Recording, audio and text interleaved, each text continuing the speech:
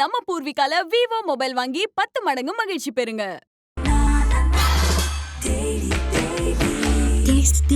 Taste the Daily. GT Holidays, South India's #1 travel brand. You know you are special when you're with GT Holidays. கவலையின்றி சுவாசியுங்கள். உலகின் தலை சிறந்த மருத்துவர்கள் உங்களுக்கு சிகிச்சை அளிக்கிறார்கள். தங்கம் மருத்துவமனை, நாமக்கல் மற்றும் கான்பூர். ஒரு தரம் கொடுத்துட்டு மறுபடியும் கண்டுக்கிட மாட்டாங்க. மருத்துவமனை நீங்க போய் பார்த்தீங்கன்னா தெரியும். நான் ஓமந்தூர்ல நான் அனுபவப்பட்டிருக்கேன். என்னுடைய அனுபவப்படி நான் சொல்றேன், கண்டுக்கவே மாட்டாங்க. இப்போ போன்ல பேசிக்கிட்டு இருக்காங்க 10 நிமிஷம். போன்ல பேசிட்டு போன டக்குன்னு கோபத்துல வச்சுட்டு அதே கோபத்தோட என்கிட்ட பேசுறாங்க. எப்படி நாங்க ராணுவ வீரர்கள் வீர பணைய வச்சு வாரப்போம் இல்லைக்கு, அதே மாதிரி பொதுமக்கள் ஏழை எளிய மக்கள் வந்து உயிரை பணைய வச்சுதான் அரசு மருத்துவமனைக்கு போறாங்க. அரசு மருத்துவ உயிரை பணைய வைக்காங்க. ஏன்னா என்ன ஆகுமோ ஏதாங்க தெரியாது. அரசு ஊழியர்கள் வந்து அரசு தரப்புல இருந்து போய் பார்த்திருக்காங்க. அப்ப அரசு வந்து அந்த இளைஞருடைய அம்மாவையும் போய் அரசு பார்த்திருக்கோம்.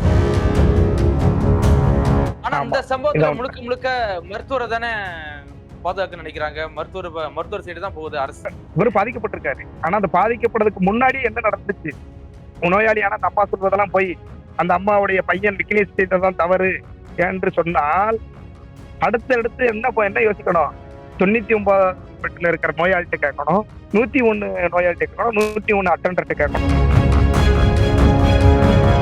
இல்ல சார், இப்ப இந்த விக்னேஷ் குற்றவாளியா மாறினதுக்கு என்ன காரணம் நினைக்கிறீங்க? நீங்க மெயின் காரணம் என்ன நினைக்கிறீங்க? தாய்ப்பாசம் மட்டும்தான் இதுல மேலோங்கி தெரிகிற தவிர அவன் ஒரு அக்யூஸ்ட், அவன் ஏற்கனவே ஒரு பல வழக்குகளை சம்மந்தப்பட்டிருக்கான், அவன் ஏற்கனவே ரவுடி, அப்படி இப்படி எல்லாம் சித்திர, அதெல்லாம் ஒண்ணுமே கிடையாது. விசாரிச்சு பார்க்கும்போது ஒண்ணுமே கிடையாது.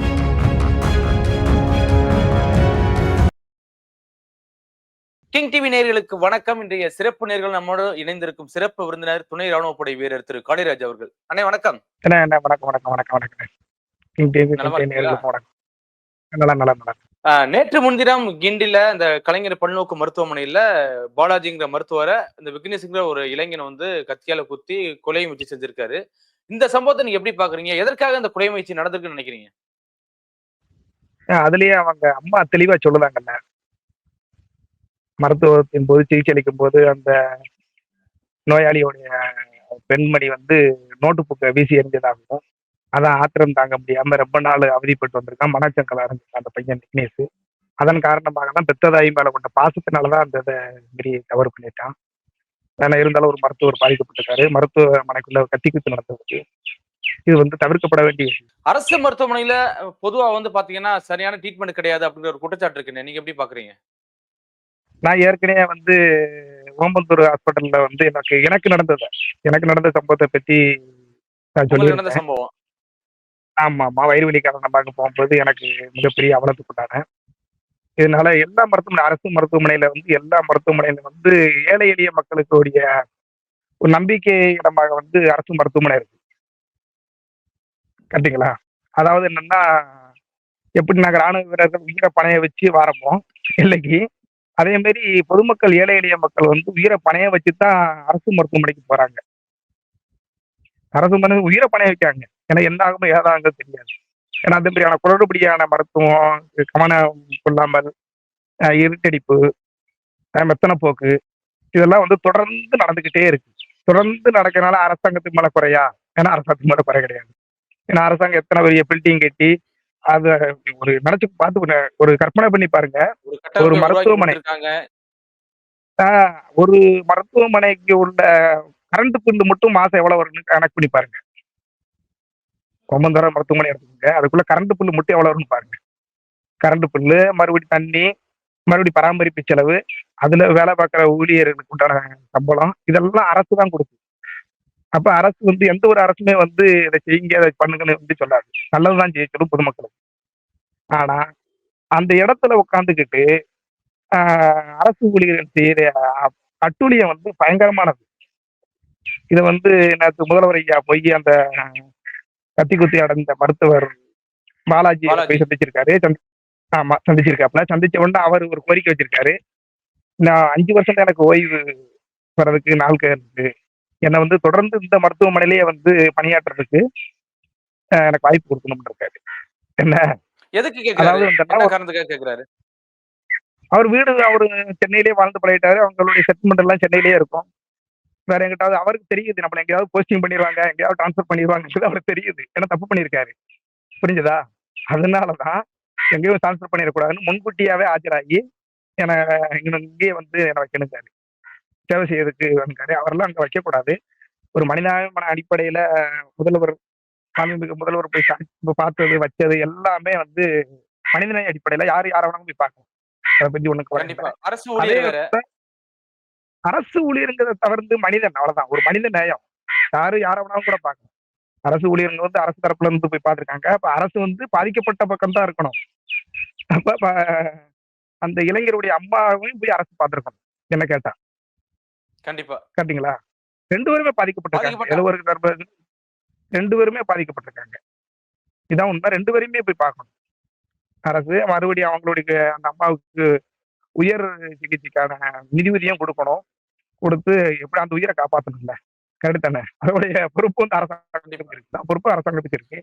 ஆனா ஆமா. இந்த சம்பவத்துல இதான் உண்மை. முழுக்க முழுக்க மருத்துவரை தானே பாதுகாக்க நினைக்கிறாங்க. மருத்துவர் சைடு தான் போகுது அரசு. இது எப்படி நீங்க பாக்குறீங்க? ஆனா அரசு மருத்துவரை ஏன் பாதுகாக்கணும்னா அவர் வந்து அன்னைக்கு முதலே சொல்லிட்டீங்க அவர் வந்து அரசு ஊழியர்னு. என்ன அரசு ஊழியர் செய்யற தவறுக்கெல்லாம் அரசாங்கம் பொறுப்பு ஏத்துக்கிட முடியாது. என்ன பொறுப்பு ஏத்துக்கிட்டா தான் அரசு குற்றவாளியாக நிற்கணும். மக்கள் பார்வையில வந்து அரசு தாங்கி பிடிக்க அரசு ஊழியரை தாங்கி பிடிக்குன்னு மக்கள் இன்னமும் அதை வந்து விமர்சனத்துக்குள்ளாக்குறாங்க. அதனால அதிரடியான ஆக்ஷன் ஒண்ணும் செய்ய வேண்டாம். அவருக்கு ரொம்ப வயசாயிடுச்சு. அவருக்கு நம்ம சொல்லித்தர வேண்டிய தேவையில்லை. 5 வருஷம் தான் சர்வீஸ் பண்ணணும். குறைஞ்ச அளவு தண்டனையாவது கொடுக்கணும். ஆனா இவரு பாதிக்கப்பட்டிருக்காரு. ஆனா அந்த பாதிக்கப்படுறதுக்கு முன்னாடி என்ன நடந்துச்சு அதுதானே மேட்ரு. கண்டிப்பா. பாதிக்கப்பட்டிருக்காரு, கொச்சி குத்து வெட்டாரு. அப்ப ரவீந்திரநாத் ஐயா சமூக சமத்துவத்துக்கான மருத்துவர் சங்க தலைவர் ரவீந்திரநாத் ஐயா கூட சொல்லியிருக்காங்க மருத்துவர்களுக்கு பாதுகாப்பு இல்லை இருக்காரு. அந்த நீங்களே சொல்லுங்க, அந்த மருத்துவமனையில உள்ள மருத்துவருக்கே பாதுகாப்பு இல்லைன்னா வேற அங்க உள்ள நோயாளிகளுக்கு எப்படி பாதுகாப்பு இருக்கும்? கரெக்ட் தானே? கண்டிப்பா. ஒரு மருத்துவமனைக்குள்ள இருக்கிறது யாரு? நோயாளிகள் மற்றும் மருத்துவர்கள். அவருக்கு மேல பாதுகாப்பு இல்லைங்கிறது இவரு மேல பாதுகாப்பு இல்லைன்னா அது இருந்து எதுக்கு? ஒருத்தருக்கு மறு குறை சொல்லவே தேவையில்லை. மனிதன் சாகலாம். இதை மட்டும் நல்லா நோட் பண்ணிக்கோங்க. மனிதன் சாகலாம். ஆனா மனித நேயம் மட்டும் சாகக்கூடாது. ஊசினாலையும் மாத்திரனாலையும் வந்து பல நோய்கள் குணமாகும் என்பதெல்லாம் முற்றிலும் பொய். ஊசி மாத்திரையில தான் குணமாகும் முற்றிலும் போய் 50% ஊசி மாத்திரையில குணமாகுதுன்னா 50% அந்த மருத்துவருடைய செவிலியருடைய அணுகுமுறையில சரியாகும். பேச்சுவார்த்தையில அன்பான பேச்சுவார்த்தை உங்களுக்கு ஒண்ணும் ஆகாது. தைரியம் கொடுத்து உற்சாகத்து இதுலதான் சரியாகுமே தவிர ஊசி மாத்திரை எல்லாம் கொடுத்துட்டு ஃபார்முலாட்டிக் பண்ணிட்டு உங்க வேலை முடிஞ்சு உங்க ஏன்னு சொல்லி அந்த எரிச்சலான பேச்சு இன்னமும் பயங்கரமா இருக்கு தமிழ்நாட்டுல. யாரை பார்த்தாலும் கோவப்படுறது, ஒரு எந்தனாலும் சரி கோவப்பட்டு பேசுறது செய்யறது பாருங்க. உலகத்துல பாருங்க ரொம்ப அன்பை ஒருத்தருக்கு பரிமாறி நேசி. இல்ல அரசு மருத்துவமனையில மட்டும் எதுக்கு நோயாளிகள்கிட்ட இவ்வளவு வெறுப்பா பேசணும்? என்ன காரணம்? மருத்துவர்களா இருக்கட்டும், செவிலியர்களா இருக்கட்டும், எதுக்கு இவ்வளவு வெறுப்பா பேசணும்? அவங்களுக்கு சம்பளம் கிடைக்குங்க. அதாவது அவங்களுக்கு தேவையான மாசம் சம்பளம் கிடைச்சிருது. உங்களை பார்த்தாதான் எனக்கு சம்பளம், உங்க நோயாளிகளை கவனிச்சாதான் சம்பளம், கவனிக்கலாம் சம்பளம் இல்லைங்கிறது ஒரு வரமுறை கிடையாது. சரிங்களா? அதனால அவங்க 1ஆம் தேதியை கணக்கு பண்ணி தான் இருப்பாங்களே ஒழிய மற்றபடி உள்வர நோயாளிகளுடைய குணமாக்குறதுல அவங்க கவனம் செலுத்ததில்லை. என்னைக்கு சம்பளம் வரும், என்னைக்கு 1ஆம் தேதி அவங்களுக்கு எல்லாமே கிடைச்சிருது. அவங்க அதான் டார்கெட், அவங்களுக்கு எல்லாமே கிடைச்சிருது. இதை வந்து வரமுறை பண்ணி அரசு இது பண்ணணும். அதாவது அவங்க எந்த மருத்துவர்கிட்ட ட்ரீட்மெண்ட் பார்க்காங்களோ அந்த மருத்துவர் பக்கத்துல இந்த இப்பெல்லாம் சிஎம் செல்லு ஆரம்பிச்சிருக்காங்க. எந்த ஒரு பிரச்சனைனாலும் சிஎம் செல்லுக்கு போன் போட்டு சொல்லுங்க ஏங்கிற பெரியான ஒரு சிஸ்டம் வச்சிருக்காங்க. இப்ப ப்ராப்பரா நான் ஒரு நோயாளினா அந்த மருத்துவமனைக்கு போறோம்னா நான் உங்ககிட்ட வந்து ஒரு டாக்டருக்கு மருத்துவர்கிட்ட வந்து நான் ட்ரீட்மெண்ட் பண்ணதோம்னா என்கிட்ட ஃபீட்பேக் வாங்கணும், கருத்து கணிப்பு கேட்கணும். எப்ப நோய் சரியானதா சரியாகலையாங்கிறத கருத்து கணிப்பு கேட்கறதுக்கு உண்டான வசதியை கொடுக்கணும். அப்பனாதான் அவங்க வந்து அத மருத்துவர் கொஞ்சம் அஞ்சு பயப்பட்டு அதன் அடிப்படையில தான் அந்த மருத்துவருக்கு ஊதிய உயர்வு அகவலப்பிடி எல்லாத்தையும் கூட்டணும். நீங்க ஒரு நாளைக்கு ஒரு 100 நோயாளிகளை பாக்கீங்கன்னா அந்த 100 நோயாளிகளுக்கு ஒரு லிங்க் இருக்கணும். ஒரு இது இ-சேவை மையத்துல போய் உங்களுடைய இதெல்லாம் போட்டு நீங்க பதிவு பண்ணுங்க, எப்படி ட்ரீட்மெண்ட் பண்ணிச்சுன்னு பதிவு பண்ணுங்க. அதன் அடிப்படையில தான் அரசாங்கம் அவங்களுக்கு ஊதிய உயர்வு, அகவலப்படி, தீபாவளி போனஸ், இன்னும் ரிவார்டு அவார்டுகள், தங்கப்பதக்கங்கள், மெடல்கள் கொடுக்கும். ஏன்னு ஒரு மட்டும் சொல்லி பார்த்தோம்னா இவங்க பூரா தெரிஞ்சிருவாங்க. டாக்டர் பூரா தெரிஞ்சிருவாங்க. பக்குவமா பேச ஆரம்பிச்சுருவாங்க. நல்ல ஒரு மருத்துவம் குடுக்க ஆரம்பிச்சுருவாங்க. அந்த மாரியான வரைமுறை எதுவும் கிடையாது. அப்படியே இருந்தாலும் அரசாங்கம் சட்டம் தப்பு நடக்கிற இடத்துக்கெல்லாம் அரசாங்கத்த குறை சொல்லுவாங்க. ஆட்சி அரசியல் பேசுறவங்க என்ன சொல்லுவாங்கன்னா, ஆட்சிகள் மாறினாலும் காட்சிகள் மாறலம்பாங்க. போன வட்டம் இருந்த ஆட்சிய விட இந்த அதெல்லாம் வந்து பொய். அரசாங்கம் எதுவுமே என்னைக்குமே சொல்லாது. அது எந்த அரசாங்கமும் இருக்கட்டும். அரசு ஊழியர்களுடைய கவனக்குறைவு, பித்தன போக்கு பயங்கரமா இருக்கு. இப்படியெல்லாம் ஒவ்வொன்னா தடுக்கணும்னு நினைச்சோம்னா, ஒரு ஆளுக்கு ஒரு போலீஸ் பாதுகாப்பு. அரசு தடுக்கணும்னு நினைச்சா. கரெக்ட்டுங்களா? கரெக்ட். ஒரு ஆளுக்கு ஒரு போலீஸ் இப்ப இதுல பாதுகாப்பு வந்து போட்டா தான், இப்ப இந்த விக்னேஷ குற்றச்சூழல வந்து ஒரு குற்றவாளியா இல்ல சார். இப்ப இந்த விக்னேஷ குற்றவாளியா மாறுனதுக்கு என்ன காரணம் நினைக்கிறீங்க? நீங்க மெயின் காரணம் என்ன நினைக்கிறீங்க? தாய் பாசம் தானங்க இதுல மேல தெரியுது. இதுல என்ன தெரியுது? ஒண்ணுமே தெரியலையே. தாயுடைய பாசம் தான் இதுல மேலோங்கி தெரியுது. வேற எதுவுமே கிடையாது. தாய் பாசம் மட்டும் தான் இதுல மேலோங்கி தெரியுதே தவிர, அவன் ஒரு அக்யூஸ்ட், அவன் ஏற்கனவே ஒரு பல வழக்குகள சம்மந்தப்பட்டிருக்கான். அவன் ஏற்கனவே ரவுடி. அப்படி இப்படின்னெல்லாம் அதெல்லாம் ஒண்ணுமே கிடையாதே. விசாரிச்சு பார்க்கும்போது ஒண்ணுமே கிடையாது. அவனுடைய தாய் இல்ல அந்த பாசத்து மேல அளவுக்கு தான். ஏன்னா எப்படி இப்ப டாக்டர் தாயுடைய பாலாஜி அந்த அளவுக்கு எப்படி சரியா ட்ரீட்மெண்ட் பண்ணலையா? ஒரு பையன வந்து குற்றவாளியா மாத்துற அளவுக்கு அவர் என்ன பண்ணியிருப்பாருன்னு அவருடைய பார்ட் என்ன அவருக்கு நினைக்கிறீங்க? சொல்லுதாங்கல்ல. அ 2, 3 நாளைக்கு முன்னாடி அந்த அம்மாட்ட சரியா பேசாம, செய்யாம ஏன்னா கேட்பாங்க. ஏழை எம்பளை மக்கள் என்னன்னா, டாக்டர பார்த்த உடனே 2 பேர்ட்ட பொய் சொல்லக்கூடாது. டாக்டர்கிட்டயும், வக்கீல்ட்டயும் வந்து பொய் சொல்லக்கூடாது. ஏன்னா, ஆண் மருத்துவர்கள் பாலின அடிப்படையில வரமாட்டாங்க. ஆண் மருத்துவரும், பெண் மருத்துவரும் பாலின அடிப்படையில வரமாட்டாங்க. அவங்க வந்து கைவிலக்கு ஏந்திய காரியாக அன்னை தெரசாவா தான் பார்க்கப்படுவாங்க. ஒரு ஆண் மருத்துவர் கண்டிப்பா. பெண்ணுக்கு சிகிச்சை பண்ணுவாங்க. பெண் மருத்துவர் ஆணுக்கு சிகிச்சை பண்ணுவாங்க. அவங்க வந்து கைவிலக்கு ஏந்திய காரியை. கரெக்ட்டா? ஆனா, இந்த கரெக்ட். பாமர மக்கள் வந்து எழுத படிக்க பல மக்கள் எதுவும் தெரியாது. டாக்டர் வந்தோனே பயப்படுவாங்க. நீங்க வேணா ஒரு வட்டம் வேணா விசிட் பண்ணி பாருங்க மருத்துவமனைக்குள்ள. டாக்டர் வந்துட்டாருன்னு பக்கத்துல உள்ள நோயாளிலாம் பயப்படுவாங்க. காரணம் என்னன்னா, டாக்டர் வைவாரு வெளிய போங்க. டாக்டர் வைவாரு இன்னும் அந்த மக்கள் வந்து பழைய காலத்திலேயே இருக்காங்க. டாக்டர் ஏன் வைவாரு? ஆமா. நம்ம நோயாளிகள் என்ன அவங்கள பார்க்கறதுக்கு ஆள் வருவாங்க. அதுக்குன்னு ஒரு டைம் டேபிள் இருக்கு. பார்வையாளர்கள் இத்தனை மணிக்கு வரணும், இத்தனை மணிக்கு போகணும், இத்தனை மணிக்கு கூட ஒரு ஆள் தங்கணும் செய்யணும். அதுக்கு சிஸ்டம் இருக்காங்க. கரெக்ட்டா? ஆ கரெக்ட். அவரு வந்து அத இது பண்ற போகும்போது அந்த அம்மா கேட்டுருக்கலாம். இதான் நடந்திருக்கும். என்னய்யா ஆச்சு? என்ன ஏதுங்கன்னு சும்மா தொந்தரவு பண்ணியிருக்கலாம். ஐயா எனக்கு என்ன ஆச்சுய்யா? எனக்கு என்ன பிரச்சனை? ஏன்னா இல்ல சரிவர மருந்துகள் குடுக்காம இருந்திருக்கலாம். ஒரு தரம் குடுத்துட்டு மறுபடியும் கண்டுக்கிட மாட்டாங்க. மருத்துவமனையில நீங்க போய் பார்த்தீங்கன்னா தெரியும். நான் ஓமந்தூர்ல நான் அனுபவப்பட்டுருக்கேன். என்னுடைய அனுபவப்படி நான் சொல்றேன். கண்டுக்கிடவே மாட்டாங்க. கண்டுக்கிட மாட்டாங்க. அவங்க பாட்டுக்கு டீ குடிச்சுக்கிட்டு இருப்பாங்க. மொபைல்ல இருப்பாங்க. ஃபோன்ல. முதல்ல வந்து அரசாங்கம் வந்து இவங்களுக்கு வந்து ஒரு டேப்லெட் குடுத்துறணும். அதாவது என்னன்னா டியூட்டிக்கு வந்த உடனே அந்த ஃபோன மட்டும் தான் அவங்க யூஸ் பண்ணணும். மத்த அவங்களுடைய பர்சனல் ஃபோன யூஸ் பண்ணக்கூடாது. ஏன்னா பர்சனல் ஃபோன யூஸ் பண்ணிட்டு, ஆனா இப்ப பாதி ரிப்போர்ட்டுகள், டாக்குமெண்டுகள் மெடிக்கல் காலேஜ்ல உள்ள ஸ்டூடண்ட்டுகள் என்ன பண்ணுறாங்கன்னா, ஃபோன வச்சுட்டு அடுத்த உயர் புரொஃபசர்ட்ட அதோட விவரத்த கேட்பாங்க. டாக்குமெண்ட் அனுப்பி. அது தவறுன்னு நான் சொல்லல. ஏன்னா கேட்கணும். கேட்டு தான் அதுக்குண்டான சிகிச்சைய அவங்க குடுக்கணும். ஆனா, இது அரசு தரப்புல இருந்து டேப்லெட் குடுக்கணும். அவங்களுடைய ஃபோனுக்கு அனுமதி குடுக்கக்கூடாது. கேட்டீங்களா? காலையில போகும்போது ஃபோன் குடுக்கக்கூடாது. லஞ்ச் டயத்துல ஃபோன் எடுக்கட்டும் அவங்களுடைய பர்சனல் டைம். ஏன்னா டியூட்டி மாரி பார்க்கணும். நான் ட்ரீட்மெண்ட் பண்ண கண்டிப்பா. போகும்போது அவங்க அத்தைட்ட நர்ஸ் வந்து அவங்க அத்தைட்ட சண்டை போட்டுக்கிட்டு இருக்காங்க அவங்க மாமியார்ட்ட. புரிஞ்சுதுங்களா? ஃபோன்ல. அந்த டென்ஷன யார்ட்ட காட்டுவாங்க? ஃபோன்ல சண்டை போட்டுக்கிட்டு இருக்காங்க. அந்த டென்ஷன்ல ஏன்ட்ட எதுக்கு அடுத்த ஆளு நான் தான். அந்த டேபிள்ல அடுத்த ஆள் நான் தான். நம்பரு சீனியாரிட்டி நம்பர் வாங்குறதுக்கு சீரியல் நம்பர் வாங்குறதுக்காக சீல் வாங்குறதுக்காக போய் நிக்கேன். அவங்க ஃபோன்ல பேசிக்கிட்டு இருக்காங்க 10 நிமிஷம். ஃபோன்ல பேசிட்டு ஃபோன டக்குன்னு கோபத்துல வச்சுட்டு, அதே கோவத்தோட என்ட்ட பேசுறாங்க.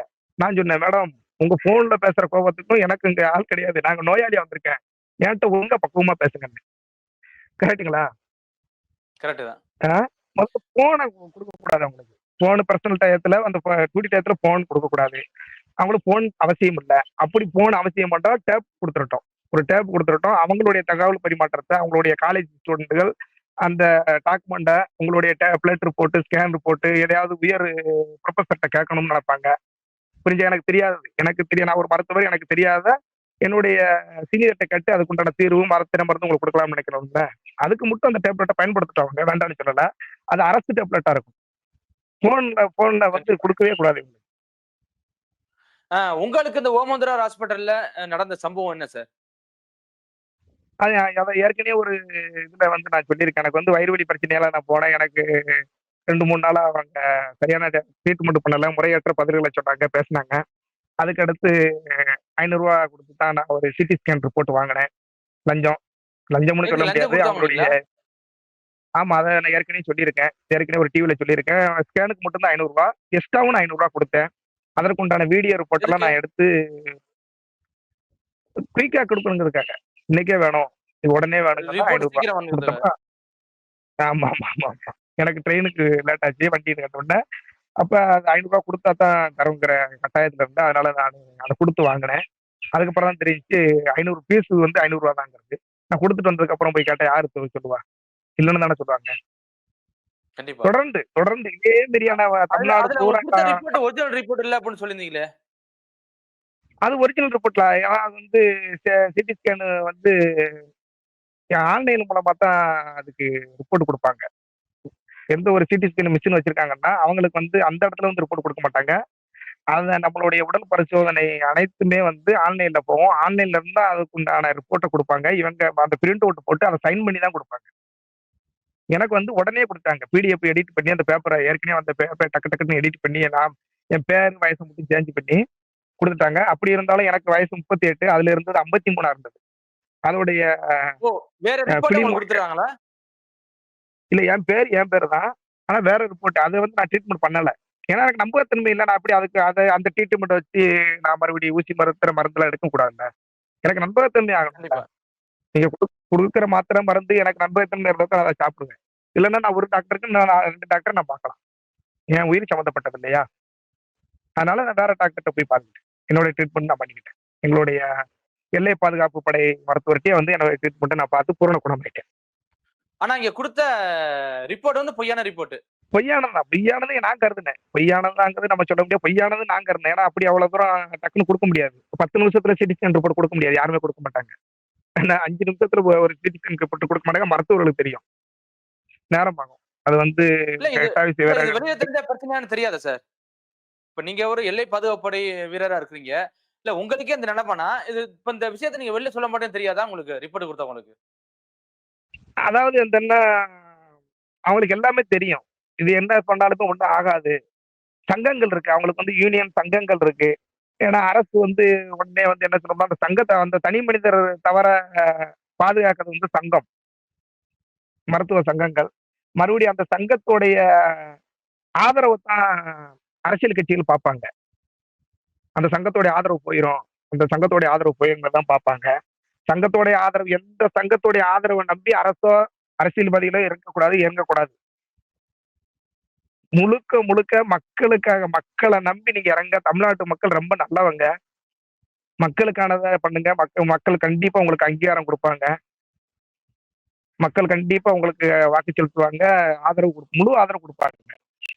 ஒரு மருத்துவர இந்த இப்ப மாரியான ஒரு மருத்துவர சொல்லுங்க. இந்த அரசு மருத்துவர்கள், செவிலியர்கள் வந்து வர்ற மக்கள்ட்ட ஏன் அவ்வளவு வெறுப்பா பேசணும்? ஒருவேள அந்த பணியுடைய சுமையா? இல்ல என்ன காரணம்னு நினைக்கிறீங்க? பணி சுமைன்னு அவங்களுடைய சங்கத்திலிருந்து சொல்லுவாங்க. அதாவது அவங்க விருப்பப்பட்டு தான் வருதுங்க. புரியுதுங்களா? அது அவங்க யாருமே கூப்பிடல. என்ன சின்ன குழந்தைகளுக்கு கேட்கும்போது, "என்ன பண்ண போறீங்க? நீங்க படிச்சுக்கிட்டு இருக்க குழந்தைட்ட போய் கேளுங்க. நீ படிச்சு பெரிய ஆளான உடனே என்ன ஆகப் போறன்னு கேளுங்க." அந்த குழந்தை கண்ண மூடிக்கிட்டு சொல்லும். "நான் டாக்டர் ஆகப் போறேன். ஏழை இல்லன்னா ராணுவத்துல சேரப் போறேன். நாட்டுக்காக உழைக்கப் போறேன்." இது 2யும் வந்து ரொம்ப சொல்லுவாங்க. வேற ஏதாவது சொல்லுவாங்களா? வேற ஏதாவது பணிய சொல்லுவாங்களான்னா, ரேரா சொல்லுவாங்க. என்ன 100க்கு 90% வந்து நான் டாக்டர் ஆகப் போறேன். இல்லன்னா ராணுவத்துல சேரப் போறேன்னு தான் சொல்லுவாங்க. காரணம் இந்த 2 இடத்துல தான் முழு சேவைய மக்களுக்கான நேரடி சேவைய பண்ண முடியும். கண்டிப்பா. முதற்கட்ட பணியாளர்களா இருந்து மக்களுக்கு நேரடியா அந்த சேவைய பண்ண முடியும். ஆனா, சிறு வயசுல இருக்கிற தேசபக்தி பெரிய ஆள் ஆனவுடனே அது குறைஞ்சு போகுது. படிச்சு செஞ்சு வாராங்க. பக்தியோட வாராங்க. நான் நான் இது சேவை பண்ணணும்னு. மறுபடியும் வந்த உடனே அந்த தேசபக்தி, அந்த சேவைய மறந்துடுறாங்க. மத்த எல்லாமே பண்றாங்க. ஆளு கம்மி அப்படி இப்படின்னா போயிரலாம். ஒண்ணும் பிரச்சனை இல்ல. இதுக்கு அந்த பணிக்கு வர வேண்டாம். நீங்க தனியா கிளினிக் உங்களுக்கு திறமை இருக்கு. நீங்க தனியா கிளினிக் வைங்க. கரெக்ட் தானே? உங்களுக்கு தனியா கிளினிக் வைங்க. கரெக்ட். உங்களுடைய அ மருத்துவருக்கு உண்டான கைராசிய நீங்க மக்களிடையில காட்டுங்க. சேவைய காட்டுங்க. எவ்வளவு அங்கீகாரம் வாங்குறீங்கன்னு பார்த்துக்கோங்க. ஆனால் இப்ப இன்னைக்கு அரசு கூட மருத்துவரா இருந்து அரசு இல்ல மருத்துவரா இன்னைக்கு இருந்து கூட கொண்டு பாத்தீங்கன்னா சேவை மருத்துவரை ஒதுக்கக்கூடாது. சேவை மனப்பான்மை இல்லாம அதுல இருக்கக்கூடாது. இன்னைக்கு கூட அதே சொல்லுங்க. கலைஞர் பல்நோக்கு மருத்துவமனையில இன்னைக்கு ஒரு பையன் இறந்திருக்காப்புல. சரியான ட்ரீட்மெண்ட் பண்ணல அப்படின்னு சொல்லி. இன்னைக்கு அது பெரிய போராட்டமா போயிட்டு இருக்கு. என்னதான் சார் இப்படி தொடர்ச்சியா இதே மாரி அரசு பாக்குறேன். மருத்துவமனைகள்ல ஆமாமா. ஆகணும். தண்டனைய கடுமையானாலே வந்து திருந்திருவாங்க. தண்டனை கடுமை இல்லாம ஒரு தவறு செஞ்சவன ஒரு சங்கங்கள் வந்து அவருக்கு அந்த தவறை சுட்டிக்காட்டி அதெல்லாம் கிடையாது. ஏன்னு அவர காப்பாத்துற முயற்சியில, பாதுகாக்கிற முயற்சியில ஈடுபடுறது. இதெல்லாம் மிகப்பெரிய வேதனைக்குரியது. அவரே சொல்லுவாரு. வீல் சேர்ல வச்சு எங்க அண்ணன் என் தம்பிய தள்ளிட்டு போனாங்க. அவரு பேரும் இறந்தவர் பேரும் விக்னேஷ் தான். இறந்தவர் பேரும் ஆமா. விக்னேஷ் தான் நெனைக்கிறேன். ஆமா. விக்னேஷ் தான். வீல் சேர்ல தள்ளிட்டு போனாங்க. ஆமா. தள்ளிட்டு போனாங்க. தள்ளிட்டு போன உடனே இந்த மாரியான ஒரு வயிறு வலி பிரச்சனை தான். மறுபடியும் 2 நாள்ல 14ஆம் தேதி அட்மிட் பண்ணியிருக்காங்க. 13ஆம் தேதி அட்மிட் பண்ணியிருக்காங்க. 14 இந்த மாரியான 2 நாளுக்குள்ள அவர் உயிர் போயிருச்சு. என்ன உயர்தர சிகிச்சைன்னு சொல்றாங்க, எமர்ஜென்சின்னு சொல்லுவாங்க. ஆனா அதற்கான இது கிடையாது. அதற்கான அப்ப பார்வையாளர் ஸ்குவாடு அந்த மாரியானலாம் இருக்கணும். நேரடியா வந்து மக்கள்ட்ட கருத்து கணிப்ப கேட்கணும். இல்லன்னா அத கண்காணிக்கிறதுக்கு உயர்மட்ட குழு அதிகாரிகள நியமிக்கணும். உயர்மட்ட குழு அதிகாரிகள் நியமிச்சதுக்கு அவங்களுக்கு ஃபுல் பவர குடுக்கணும். அந்த இடத்துலயே சஸ்பெண்ட் ஆர்டர். கண்டிப்பா. என்ன அரசன் நன்று கொள்வான், தெய்வம் நன்று கொள்ளுமாங்க. பழமொழி. அந்த காலத்துல பழமொழி. அரசன் அன்றே கொள்ளுவான். அரசு என்பது அரசன். அரசன் வந்து அரசாங்கம். தப்பு நடந்து போச்சு தெரிய வருது. வெளிமட்டமா தெரிய வருது. மக்கள் அலும்புறாங்க, புலம்புறாங்க. இந்த தப்பு நடந்திருக்கு. அந்த அம்மா வந்து 100வது நம்பர் பெட்டுல இருக்குங்கன்னு சொன்னா, பக்கத்துல 99, 98, 97, 102, 103 பெட்டுல விசாரிக்கணும். உடனே விசாரிக்கணும். கரெக்ட் தானே? என்ன தவறு நடந்துச்சுன்னு. கரெக்ட். அந்த அம்மா வந்து அ ஆமாமா. அது தனிப்பட்ட ஒரு அறைக்குள்ள மட்டும் கிடையாது. ஒரு வார்டுங்கிறது நீளமா இருக்கும். அந்த அம்மா வந்து ஒரு 100வது நம்பர் பெட்டுல இருக்குன்னா, அந்த அம்மா சொல்றதெல்லாம் பொய். நோயாளியான அந்த அம்மா சொல்வதெல்லாம் பொய். அந்த அம்மாவுடைய பையன் விக்னேஷ் செய்ததுதான் தவறு என்று சொன்னால், அடுத்து என்ன யோசிக்கணும்? 99வது பெட்டுல இருக்கிற நோயாளிட்ட கேட்கணும். 99 பட்ட கூட இருக்க நோயாளி கூட இருக்கிற அட்டெண்டர்ட்ட கேட்கணும். 101 நோயாளிட்ட கேட்கணும். 101 அட்டெண்டர்ட்ட கேட்கணும். எதுக்கு உள்ள 55 நோயாளி அட்டெண்டர்ட்ட கேட்கணும். அந்த டாக்டர் எப்படி பார்த்தாரு? என்ன நடந்துச்சுன்னு. கேட்டு முடிச்சுட்டு உடனே அந்த இடத்துல சஸ்பெண்ட் ஆர்டர். அவர் மத்தத நீதிமன்றத்துல போய் நான் குற்றமற்றவன்னு நிரூபிச்சுட்டு வாங்கி வேலை கொடுத்தேன் திரும்ப. அரசன் அன்றே கொள்ளணும். தெய்வம் வந்து நின்று கொள்ளும். அது வந்து தெய்வம். அது சொல்லுவாங்கல்ல, காலச்சக்கரம் சுழண்டு கொண்டே இருக்கும். மனச்சாட்சிக்கு இல்லாம இருக்குதியே, ஏழைகளுடைய கண்ணீர்ல விடுதிய பாவம் நல்லா இருப்பியாம்பாங்க. அது இன்னைக்கு ஒண்ணும் செய்யாது. அது எதிர்காலத்துல அதை காட்ட வேண்டிய இடத்த காலச்சக்கரம் காட்டும். அதான் தெய்வம் வந்து கண்டிப்பா. லேட்டா காட்டும். அரசன் வந்து அன்னைக்கே காட்டணும். ஆனா இங்க தலைகீழா இருக்கு. அரசாங்கம் அதை காட்ட மறுக்கு. உடனே சஸ்பெண்ட் ஆர்டர். மக்கள் இதை இப்ப வரவேற்பாங்க இறுதியா நிச்சயமா. நம்ம எந்த கண்டிப்பா, கண்டிப்பா. இறுதியா சொர்க்க பூமியில எந்த மாதிரியான சொர்க்க பூமியில நினைச்சு நடப்பாங்க, சந்தோஷப்படுவாங்க. முதல்வர் நினைச்சு, அரசாங்கத்தை நினைச்சு. அவரு குற்றமற்றவர் என்கிறத போய் அவர் நீதிமன்றத்தில் போயிட்டு வரட்டும். நீதிமன்றத்துல இருந்து சரியான விசாரணை நடத்தும் போது தெரிய வந்துடும். நான் சொன்ன பத்தில அந்த கணக்கு 101 பெட்டு, 99 பெட்டெல்லாம் எல்லாத்தையும் விசாரிச்சிருவாங்க அன்னைக்கு. நீதிமன்றத்துக்கு கண்டிப்பா. கண்டிப்பா. இறுதியா ஒரே ஒரு கேள்வி சார். அதாவது இப்ப அரசு மருத்துவர்கள், அரசு ஊழியர்கள் அந்த அளவுக்கு வெறுப்பா நடத்த வேண்டிய காரணம் என்ன மக்கள்ட்ட? ஒருவேளை தனியாரை நோக்கி தள்ளப்படுறாங்களா எப்படி? ஏன் இங்க வர்றீங்க? நீங்க தனியார் ஹாஸ்பிட்டல் போங்க அப்படின்னு தள்ளப்படுறாங்களா எப்படி? ஆமா. அது இந்த மாதிரியான உயிர் மலர்ந்தவங்க எனக்கு வசதி வாய்ப்பு இல்லைன்னா நானு எங்க போனேன்? நாட்டுக்கு 3 முனைங்க. இப்ப நான் 4 முனை ஆக்கிட்டேன். நாட்டுக்கு முக்கியமான 4 முனைகள். இதை கவனமா கேட்டுக்கணும். 1 ஏர்முனை விவசாயம், மற்றொன்று பேனாமுனை எழுத்து, நியூஸ் பேப்பர் ஊடகங்கள் பேனாமுனை, 3 போர் முனை எங்களை போன்ற ராணுவ வீரர்கள் போர் முனை, 4 வந்து ஊசி முனை மருத்துவருக்கு இருக்க ஊசி ஆபரேஷன் பண்ற கத்தி அதுக்குள்ள முனை. இந்த 4 முனைகளும் நாட்டுல செவ்வனே செயல்பட்டால் மட்டும் இந்த நாடு மனிதன் வாழ்வதற்கான தகுதி உள்ள சொர்க்க பூமி என்று கருதப்படும். இந்த 4 முனையில ஏதாவது ஒரு முனை சரியில்லைன்னா கூட மக்களுக்கு வந்து இங்க நிம்மதி இருக்காது. வாழறதுக்கு தகுதியற்ற பூமியாக இது மாறிவிடும். தனியாரை நோக்கி ஏன் தள்ளப்படுதாங்கன்னா, அவங்க தனியார் கிளினிக் வச்சிருக்கலாம். இல்ல தனியாருடைய அட்வைஸ்மெண்ட் வரலாம். அவங்களுக்கு கமிஷன் கிடைக்கலாம். 1 ரெண்டாவது வந்து என்னன்னு கேட்டீங்கன்னா, அது இல்லன்னா பட்சத்துல ரெண்டாவது வந்து என்னன்னு கேட்டீங்கன்னா, இந்த மாதிரியான அவலத்தெல்லாம் பார்க்கும்போது ஏழைனா தன்னிடம் இருக்கிற நகை நட்டுக்களை அடகு வைப்பாங்க, விற்பாங்க. இல்ல யார்ட்டையாவது பணம் வட்டிக்கு வாங்குவாங்க.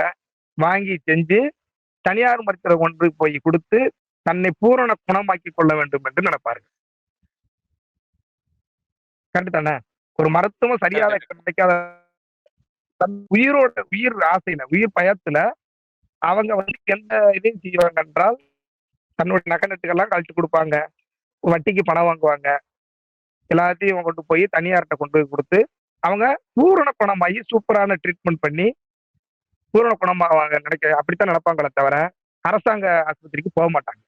கண்டிப்பா கண்டிப்பா சார். உங்களோட நேரத்தை ஒதுக்கி நேர்காணலில் வந்த மிக்க நன்றி சார். நன்றி நன்றி. நம்ம பூர்விகால விவோ மொபைல் வாங்கி 10 மடங்கு மகிழ்ச்சி பெறுங்க.